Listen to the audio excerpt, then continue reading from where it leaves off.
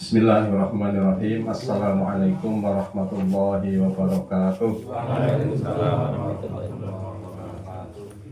Innal hamdalillah nahmaduhu wa nasta'inuhu wa nastaghfiruh wa na'udzu billahi min shururi anfusina wa min sayyiati a'malina.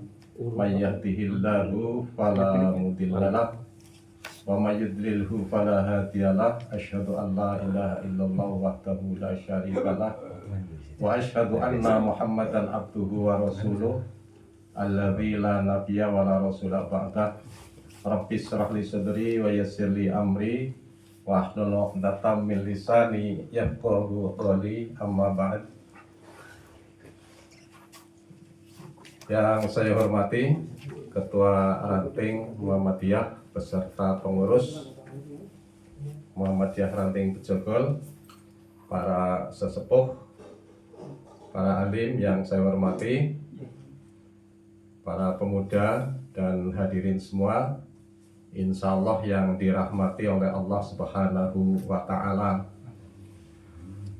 Alhamdulillahirabbil alamin. Kita panjatkan puji syukur kehadirat Allah Subhanahu wa Ta'ala atas rahmat dan nikmatnya, sehingga pada kesempatan malam hari ini kita diberikan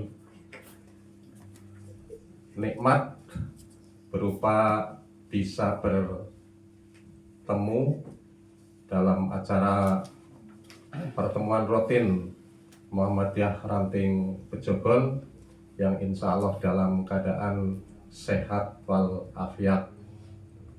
Salawat dan salam mudah-mudahan tetap tercurahkan kepada baginda, panutan kita, uswah hasanah kita, Nabi Agung Muhammad Sallallahu Alaihi Wasallam, beserta keluarga, para sahabat, dan mudah-mudahan melimpah kepada seluruh umatnya, termasuk kita semuanya. Amin ya robbal alamin. Para hadirin sekalian yang berbahagia, pada kesempatan pertemuan yang lalu saya sudah menyampaikan satu materi, di mana materi itu yang saya anggap sangat penting pada saat ini, yaitu tentang sholat jamak, sholat qashar, dan juga jamak qashar. Sholat itu merupakan satu rukhsah, kemurahan dari Allah Subhanahu wa Ta'ala yang Maha Rahman dan Rahim untuk kita semua hambanya, yang dengan rukhsah itu diharapkan dalam keadaan apapun, dalam keadaan bagaimanapun, kita tidak meninggalkan sholat. Karena memang sholat itu suatu bentuk ibadah pokok bagi kita umat Islam. Sehingga agar sholat itu tidak kita tinggalkan, maka kita dalam keadaan yang mungkin bisa dikategorikan darurat, kita masih tetap bisa melaksanakan sholat. Bisa dengan bentuk jamak, artinya dua sholat dikumpulkan dalam satu waktu, bisa dikumpulkan dalam waktu yang pertama, juga waktu yang kedua. Bisa dengan diringkas, artinya sholat yang 4 rakaat itu bisa dilaksanakan dengan 2 rakaat, itu yang dinamakan qashar. Ataupun juga bisa dijamak langsung di qashar. Walaupun ketiga macam cara pelaksanaan sholat itu ada ketentuan-ketentuannya, insya Allah sudah saya sampaikan brosurnya, yang mungkin sudah ada yang sempat membaca di rumah, juga sudah ada yang mungkin hilang entah kemana. Biasanya keteriwal gue. Tapi insya Allah ya paling tidak sudah dibaca sehingga akan menambahkan ilmu. Jadi kesimpulan dari kita dari tentang rusuh sholat itu kita bisa mengambil pelajaran di situ bahwa kenapa kok bisa gabung, bisa diringkas, bisa digabung sekalian diringkas. Itu tentunya pelajaran yang sangat bisa kita ambil, yaitu agar kita dalam keadaan bagaimanapun, situasi apapun, kita tetap bisa melaksanakan yang namanya sholat. Kemudian pada malam hari ini saya akan menyampaikan kaitannya juga masih dengan masalah sholat, yang kebanyakan kita ini kan usia kita sudah mungkin 40 ke atas lah ya, sehingga biasanya kita itu banyak lupanya, akeh kelalene gitu ya.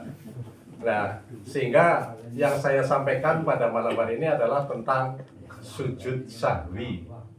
Ya, sujud sahwi itu saya nilai sangat penting bagi kita, apalagi kita yang usia sudah tua seperti ini itu kan kayak sering lupa lah, ya.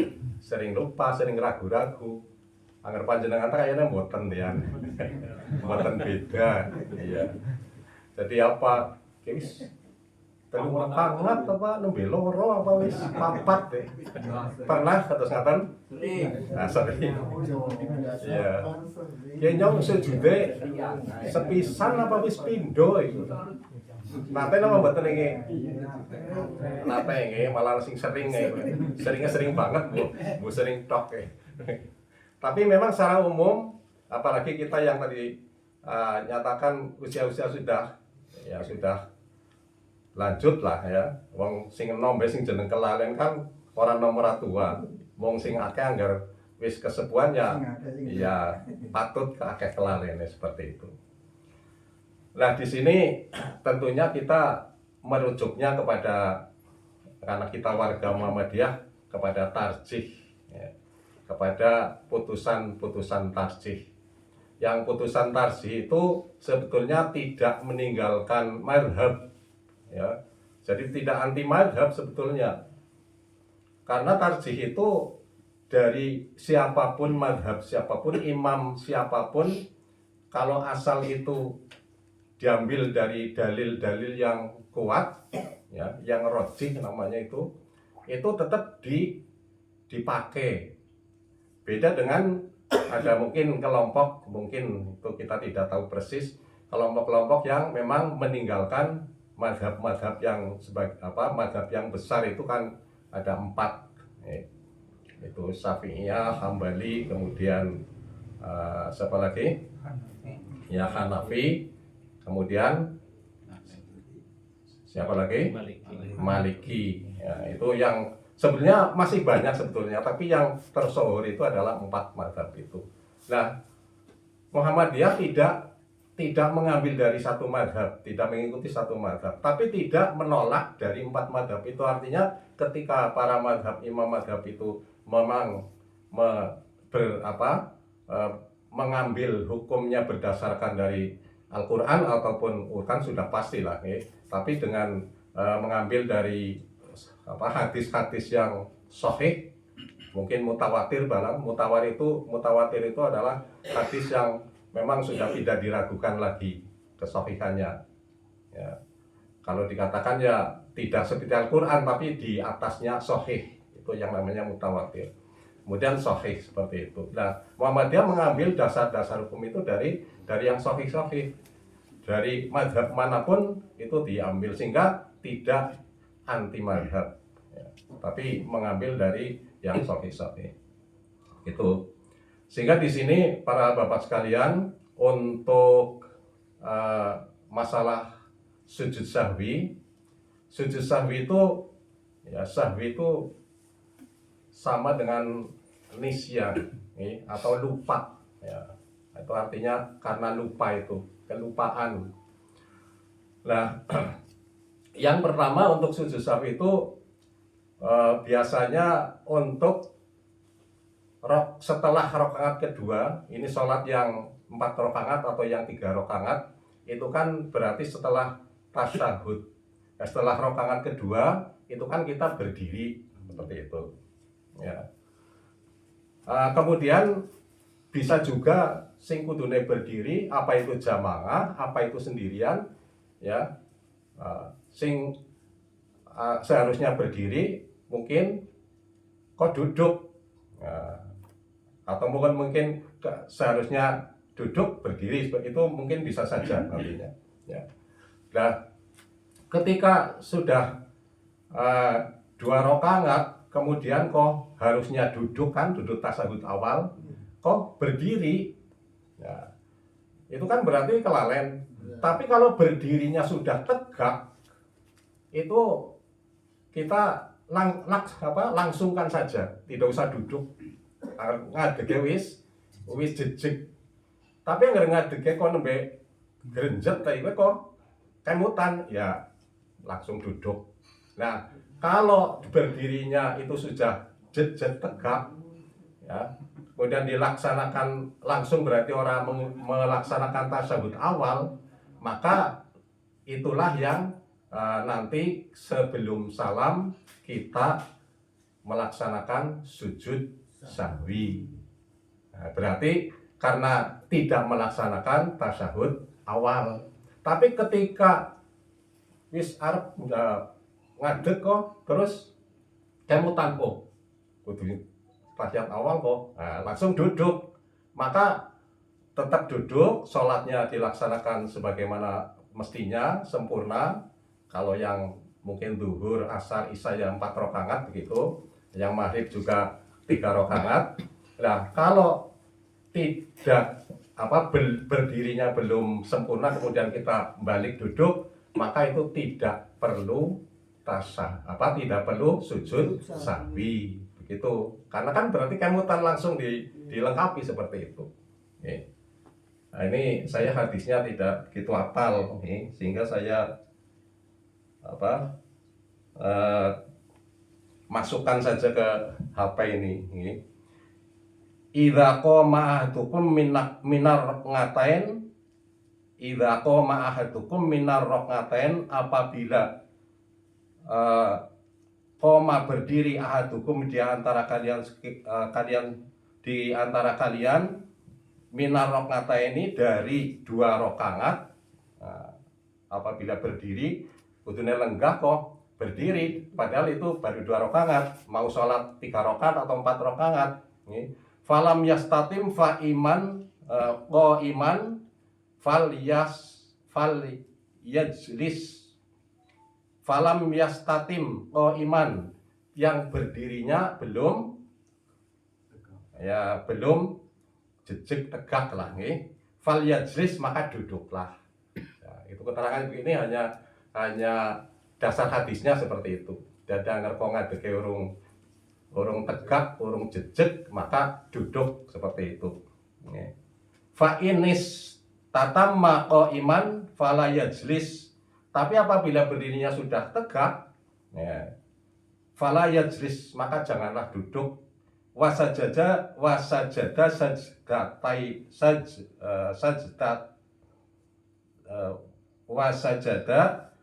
sajadayis sahwi, maka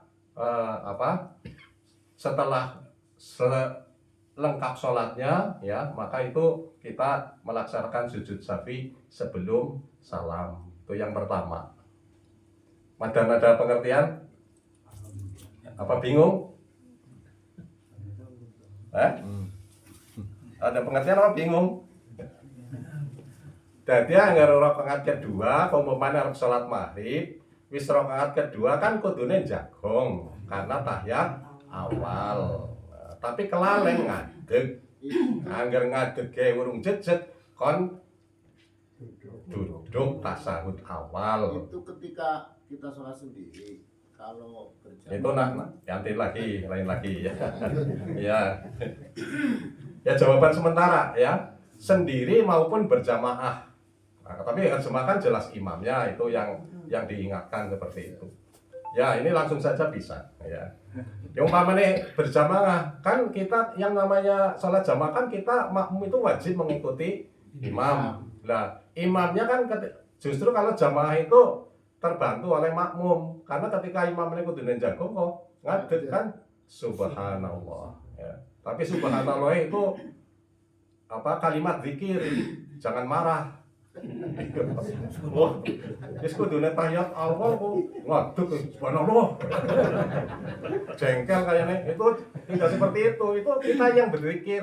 Pokoknya berarti kelalen kita subhanallah. Berarti kita ingat kepada Allah. Jangan ditujukan kepada imamnya. Maksudnya kan diganti kok Pak. Iya tapi gatik lah. Apa mana ini ditambah subhanallah, jakung yai. Nah itu malah bubar. Itu. Jadi cukup kalimatnya subhanallah. Ya. Kalau perempuan biasanya syariatnya itu tepuk. Ya.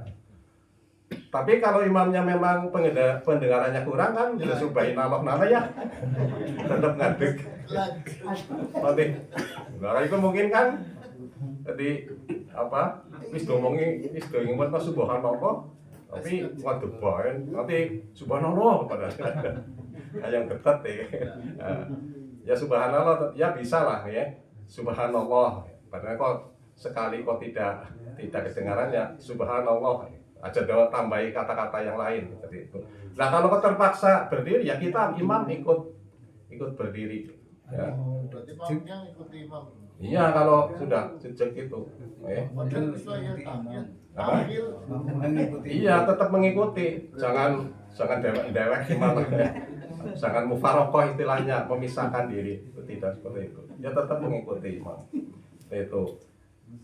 Nah itu sudah ya untuk yang apa lupa artinya kudu tasawuf awal kok kemudian kita berdiri seperti itu.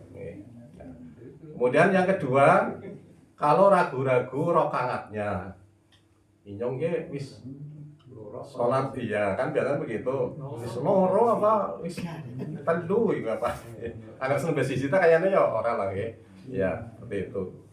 Nah itu kita ambil yang sudah pasti loro apa telu ya, telu sing markena ragukan telune lorone kan wis mesti ya apa telu apa papat ya kan ya kan telu apa papat kan sing wis mesti telu ya kan nah, loro apa telu ya sing penting wis mesti loro ya kan nah, maka itu kita pastikan ambil yang kecil ya. Sholat maghrib yang loro pakai telu lah kadang-kadang ya itu tidak konsen seperti itu ya kita ambil dua saja ya ambil dua ya nanti kita lengkapi jadi 3 rakaat. Nah setelah itu sebelum salam kita sujud sahwi. Ada juga kalau yang ini bisa sesudah salam. Jadi nanti saya sampaikan sujud sahwi itu bisa ada yang dilaksanakan sebelum, ada yang dilaksanakan setelah salam juga ada. Itu juga hadisnya saya lihat lagi di sini.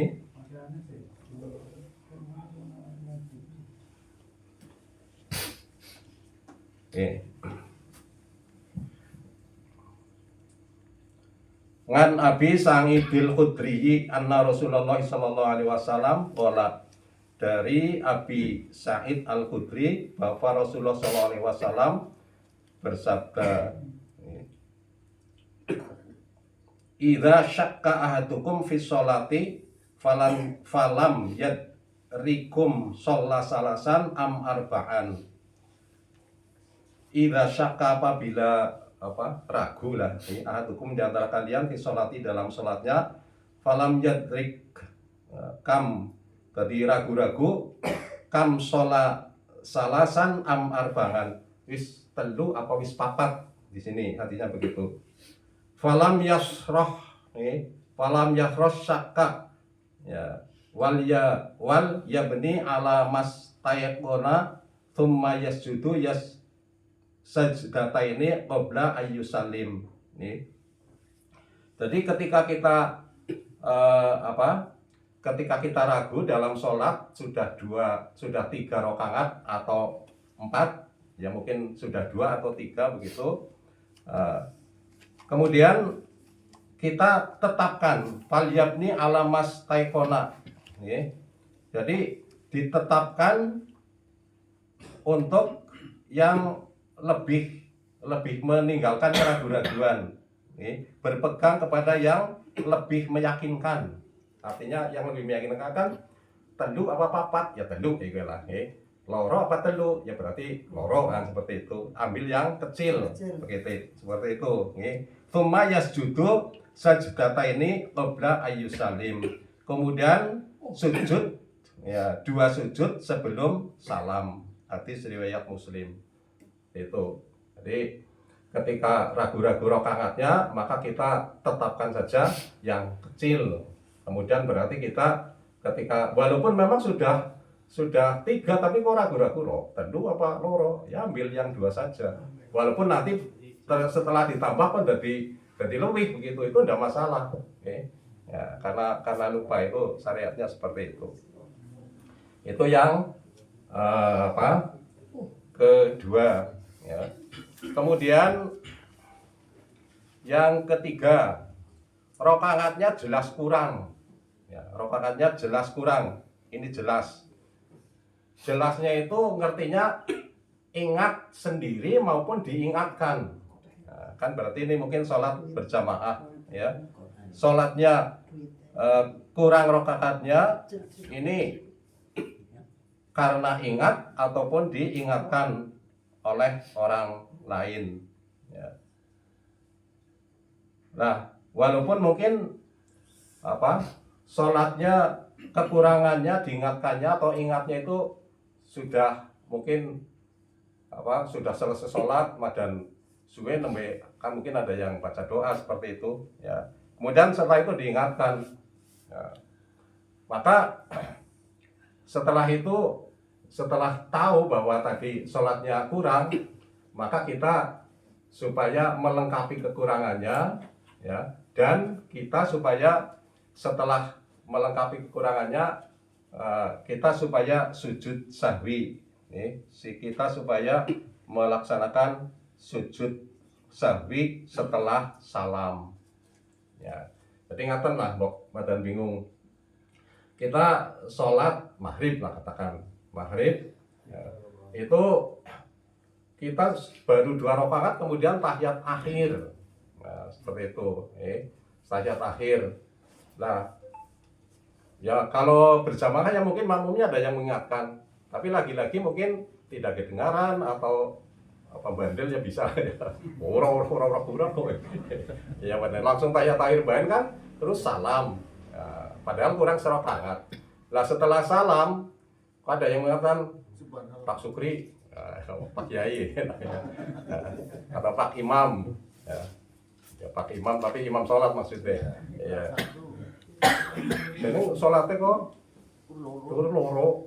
Nah, apa iya sih ya kan, mungkin kan. Nah, iya bener loro kok. Nah, maka setelah itu berdiri lagi, kemudian takbiratul ihram, ya kemudian batal Fatihah. Ya, setelah selesai kemudian ya biasa rukuk, sujud, rukuk, i'tidal, sujud, kemudian tahiyat akhir. Nah, kemudian salam. Ya, jadi salam dulu. Ya. Nah, kemudian setelah salam, kemudian takbir untuk sujud, ya sujud sahwi itu takbir untuk ya terus sujud, kemudian kan sujud, nah, kemudian sujud, kemudian kan duduk kan takbir lagi, kemudian sujud lagi, sujudnya 2 kali, kemudian takbir lagi, kemudian salam, seperti itu. Jadi sujudnya 2 kali, sujud sahwi itu 2 kali. Lain dengan sujud yang lain, artinya sujud syukur atau sujud tilawah itu ada. Di sujud itu kan ada 3 lah ya, di luar sholat ada sujud syukur, ada sujud tilawah, kemudian ini yang kerupaan di dalam sholat itu adalah sujud sahwi, seperti itu. Itu madan dong apa madan bingung? Pernah terjadi terus jamaah yo orang anggur siji ta salat Idul gitu. Ya barangkali itu belum tahu barangkali. Iya. Pak, tapi kalau sudah tahu ya insya Allah tidak seperti itu. Karena yang namanya ibadah kan harus berdasarkan satu. Oh. Ya enggak. Itu kan 1 rakaat karena untuk genepi ya barangkali kalau kurangnya 2 rakaat ya 2 rakaat seperti itu. Jadi memang ini hadisnya juga begitu.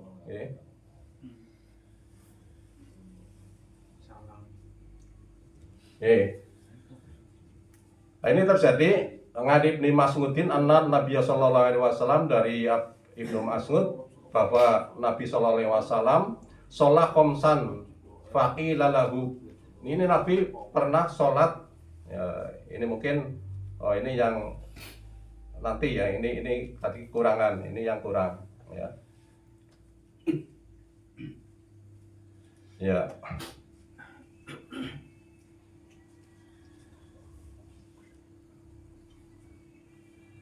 Oke, itu nanti ini untuk yang sholatnya lebih ya. Tadi kalau yang kurang itu seperti itu. Artinya kalau yang kurang ya digenepi, kemudian ya bisa genepannya 2 rakaat, bisa genepannya 1 rakaat. Kemudian setelah itu, setelah salam kita sujud sahwi 2 kali ya. Kemudian kita salam seperti itu. Kemudian yang keempat ya, ini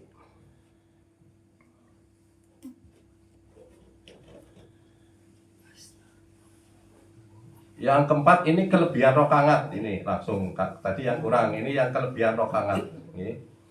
Diingatkan atau karena ingat sendiri. Kemudian ini setelah ingat seperti itu ya, kemudian kita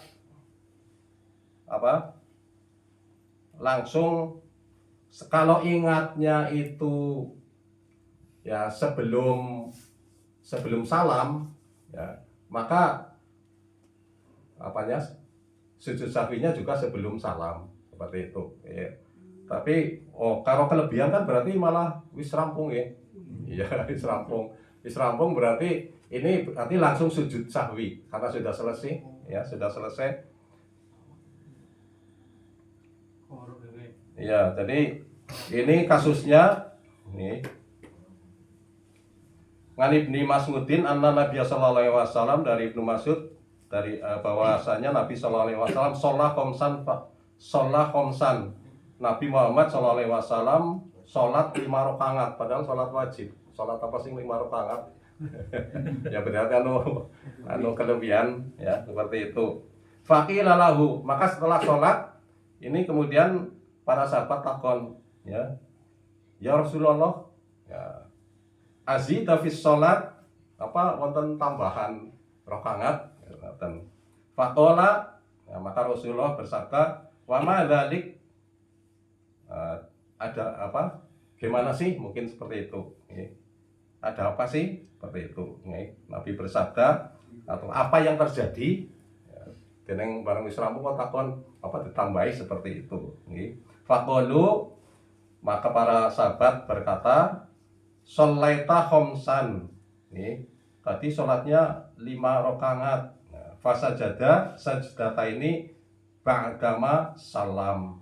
Maka Rasulullah terus sujud 2 kali kemudian salam seperti itu. Karena diingatkan bahwa sholatnya itu lebih ya, seperti itu. Nah, maka ini menjadi ilmu bagi kita, karena kita barangkali ya pernah atau bahkan sering mengalami hal seperti itu.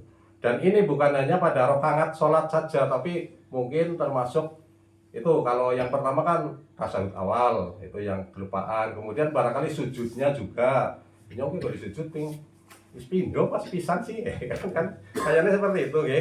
Nah itu juga tetap diambil yang kecil, artinya sujud kan 2 kali. Nah, kemudian kita tetapkan menembus pisan sehingga sujud maning. Nah, ketika seperti itu nanti sebelum salam kita melaksanakan sujud sahwi. Kemudian tadi berapa kali? 2 kali sujud sahwi itu. Kemudian mungkin bacaannya seperti itu. Nah, bacaannya itu memang ada dalam, mungkin ya kita pernah mendengar atau mungkin sudah hafal dalam bacaan sujud sahwi itu, subhana malayanamu walayashu. Subhana maha suci, malayanamu, zat yang tidak mungkin tidak pernah tidur, walayashu, dan tidak lupa. Tapi menurut para orang yang pandai, ya saya hanya nutur saja ini, ya, itu bacaan itu kalau ditelusuri tidak sampai kepada Rasulullah. Jadi itu mungkin dari para ulama seperti itu. Ya. Sebenarnya itu ya bacaan tasbih sama lah. Ya. Nah, kita kalau mengikuti tarjih itu bacanya seperti halnya pada waktu sholat biasa seperti itu. Bisa kalau sujud kan subhana rabbiyal a'la 3 kali, atau yang biasa melaksanakan subhanakallahumma rabbana wa bihamdika allahumma firli, itu juga bacanya itu. Nah, tapi duduk antara dan sujudnya tidak, ya, disebutkan seperti itu. Jadi cuma sujudnya saja itu yang dilaksanakan seperti itu. Nah itu saya sampaikan karena memang ya saya sendirilah ya seperti itu. Nah, dengan melaksanakan itu kan kita jadi lebih tidak semang lagi, tidak mamang seperti itu. Memang ada solusinya seperti itu. Dan sujud sahwi ini termasuk hukumnya sunnah, ya, hukumnya sunnah. Tapi ketika kita bisa melaksanakan dengan pengertian seperti itu, nah ketika kita kelupaan rakaat ataupun mungkin kaifiat yang lain seperti sujudnya kurang dan sebagainya, maka kita bisa mengambil untuk solusinya agar kita tetap mantap dalam melaksanakan sholat. Kita itu jadi jadi lebih lega lah dalam perasaan nyoko sholatnya kurang dan sebagainya. Barangkali kan bisa terjadi malah kadang-kadang orang konsentrasi tahiyat akhir itu ngalamun malah barang-barang terus lagi takutik burung salam ya kan, mungkin jentik kayak gitu kan, mungkin ada yang pernah seperti itu, saya mendengar seperti itu kan juga kelupaan ya seperti itu ya tetap nyong lagi sholat burung salam kok kan itu kan karena lupa juga ya. Itu ya solusinya seperti itu. Dan yang namanya sholat itu kan kita sebenarnya adalah zikir kepada Allah, ingat kepada Allah, dan ketika sholat itu adalah kita sedang benar-benar pendekatan kita kepada Allah itu lebih dekat. Maka di dalam surat At-Toha ayat 14 kalau tidak salah kan, yang mudah-mudahan tidak salah, a'udzubillahi minasyaitonirrajim, innani anallah la ilaha illa ana fa'budni wa aqimis sholata lidzikri.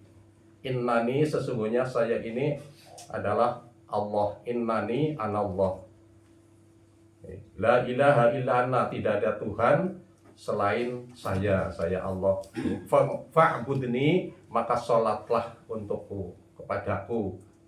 Wa aqimis sholata lidzikri, dan dirikanlah sholat untuk ingat kepadaku. Nah, sholat itu sebenarnya sedang ingat, maka diharapkan ketika sholat itu kita tidak kemana-mana pikirannya, walaupun nyatanya ya begitu takbir kita terus kadang-kadang kesampak itu ya, umum ya.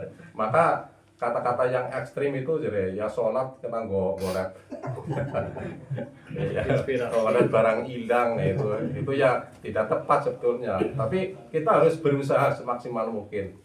Nah, ini istilah zikir kan ingat ya, zikir kan ingat, padahal kalau ingat, pengertian ingat secara umum, saya ingat Pak Rahman, saya ingat Pak Sabihun, karena kita kan pernah bertemu, pernah ya dengar suaranya gitu kan. Nah, ingatnya kembali itu kan karena kita pernah melihat, pernah mendengar suaranya. Ingat ketika kita bersir kemana kan kita ingat apa yang kita lihat.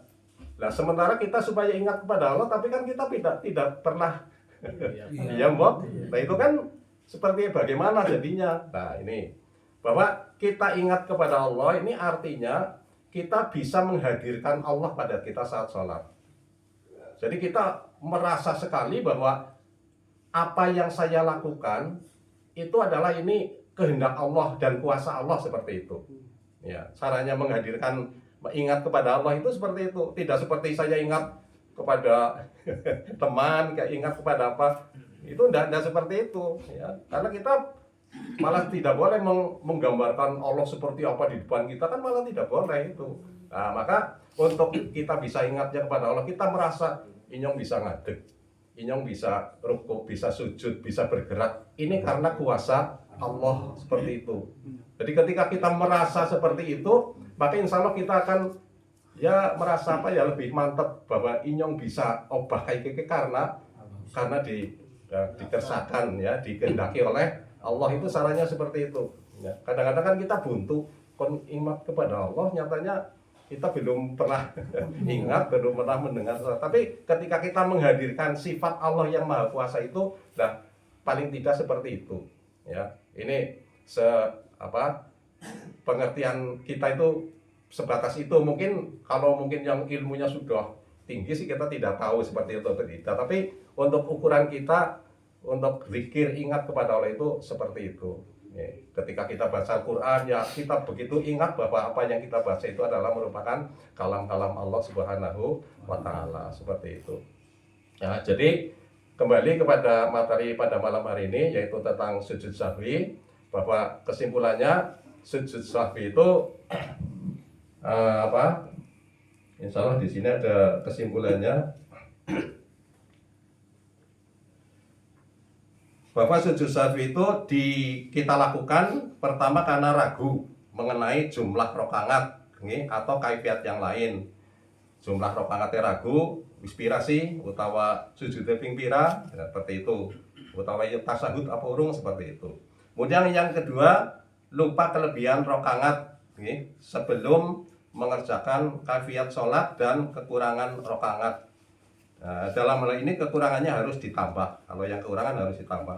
Adapun sujud sahwi dilakukan jika dalam kondisi sebagai berikut. 1. Sujud sahwi dilakukan sebelum salam bila penyebabnya diketahui sebelum salam. Ya, agar kemutannya kurang salam, ya sujud sahwinya sebelum salam, dan dikerjakan sesudah salam bila penyebabnya diketahui sesudah salam. Jadi bisa dilakukan sebelum, bisa dilakukan sesudah, tergantung kejadiannya, penyebabnya itu ngertine seurungnya pas bisa salam, seperti itu. Kemudian yang kedua, bila ragu-ragu mengenai jumlah rokaat atau sujud, maka ambillah bilangan yang terkecil sedikit, karena ini yang lebih meyakinkan. Seperti bila ragu sudah 2 rakaat atau sudah atau 1 rakaat, maka yang diyakini 1 rakaat. Sudah 2 kali sujud atau 1 kali sujud, maka tetapkanlah baru 1 kali sujud, seperti itu. Kemudian bila lupa kelebihan rakaat atau kaifiyah yang lain, maka pelaksanakan sujudnya seperti diterangkan dalam huruf yang A tadi. Ya, kalau penyebabnya sebelum ya bisa sebelum, kalau sudah ya sesudahnya, seperti itu. Bila lupa kekurangan rakaat, maka kekurangannya harus ditambah dan pelaksananya sujud sahwinya seperti dalam huruf A di atas. Penambahan kekurangan rakaat ini berdasarkan hadis Dzul Yadain riwayat Bukhari, Muslim, dan Abu Hurairah. Kemudian terakhir, bila semestinya duduk tasyahud awal, nah ini tadi sudah jelas insya Allah, atau tasyahud akhir bahkan ini, tetapi terlanjur berdiri. Nah, kalau berdirinya belum sempurna, maka kembali duduk untuk tasyahud dan tidak perlu tasyahud, tidak perlu sujud sahwi. Akan tetapi apabila berdirinya sudah sempurna, maka terus saja berdiri menyempurnakan sholatnya dan melakukan sujud sahwi sebelum salam, berdasarkan hadis Dzul Yadain tadi, Dzul Yadain, bahwa makmum yang memisahkan diri dari imam, ya, bahwa makmum jangan memisahkan diri dari imam sekalipun mengetahui bahwa imam ragu-ragu atau lupa dan tetap mengikuti imam dalam hal sujud sahwi. Ya, jadi tetap sing jeneng makmum yang mengikuti imam. Hanya ini mungkin ada satu permasalahan. Ya, kalau dalam sholat subuh barangkali kita ikuti sholat subuh, dimana kalau biasa kita jamaah kita kan tidak tidak mengamalkan kunut kan seperti itu. Nah, kemudian kita mungkin bisa terjadi ikut sholat jamaah di mungkin satu perjalanan dan sebagainya. Kemudian kita ikut sholat subuh. Nah, kemudian bagi Muhammadiyah kan ya memang sholat subuh itu termasuk hadisnya itu ya artinya Muhammadiyah tidak mengamalkan seperti itu. Ya kalau kelompok lain mengamalkan itu ya kita memang saling menghormati, tidak masalah seperti itu. Nah, ketika kita jamaah dengan orang yang kunut, mereka kan jelas bahwa kunut itu merupakan sunnah artinya sunnah yang diberatkan. Maka ketika lupa kita yang lupa itu yang biasa kunut itu mesti akan melaksanakan sujud sahwi. Nah, karena kita tidak terbiasa mengamalkan kunut, meyakini bahwa kunut itu tidak diamalkan oleh kita lah ya, menurut tarjih seperti itu ya. Maka ketika imam yang sujud sahwi karena lupa kunut, maka kita tidak ikut sujud sahwi seperti itu. Ya, sebetulnya kalau sholat subuh imamnya kunut sih, walaupun kita walaupun kita tidak mengangkat tangan, kita pun tetap ikut kunut sebetulnya. Kalau ikut berdiri lama kan namanya kunut. Kunut itu artinya berdiri lama, jadi kita tetap ikut kunut. Jadi mungkin masalah angkat tangan dan tidak itu masalah lain. Ya seperti itu. Jadi sebetulnya termasuk ikut kunut, jangan imamnya kunut terus bebas sujud, ya itu yang tidak boleh seperti itu. Tapi kita tetap mengikuti. Tapi ketika kok terjadi tadi seperti itu, bagi yang biasa melaksanakan kunut kemudian dianggapnya suatu kelupaan dan sebelum salam sujud sahwi, maka bagi yang tidak biasa melaksanakan kunut itu tidak mengikuti sujud sahwinya begitu. Demikian, mudah-mudahan bisa menjadi ilmu bagi kita dan tidak ragu lagi untuk kita beribadah ya. Karena sesuatu itu memang harus ada pengertian, ada ilmunya ya. Jadi lah dan kayak kiye. Nah, itu sing kadang-kadang ya kita jadi istilahnya beribadah tidak berdasarkan satu dasar yang disyariatkan gitu. Kurang lebihnya mohon dimaafkan kalau betul itu memang dari Allah ya, dan Rasulnya, tapi kalau salah itu memang karena kebodohan saya. Ini sebenarnya saya ya tingkatnya belajar bersama, bukan karena saya sudah lebih pintar, lebih paham, tidak seperti itu ya. Karena memang nang undangannya itu sing menyampaikan saya seperti itu. Nah, maka saya pun minta kepada sekretaris coba untuk kedepannya di jadwal. Saya pun ya pengen ikut ngaji, artinya tidak hanya saya lah, insya Allah saya yakin yang lain pun juga banyak yang bisa ya, hanya mau apa tidak ya. Nah, seperti itu. Jadi kalau ada kesalahan ya karena kesalahan saya, mudah-mudahan kesalahan yang tidak disengaja. Nah, barangkali mungkin ingin lebih mendalam lagi ya kita bisa mencari sumber-sumber yang lain seperti itu. Nasrul minallah wa fathun qarib wa basiril mu'minin. Billahi taufiq wal hidayah. Assalamualaikum warahmatullahi wabarakatuh. Waalaikumsalam warahmatullahi wabarakatuh.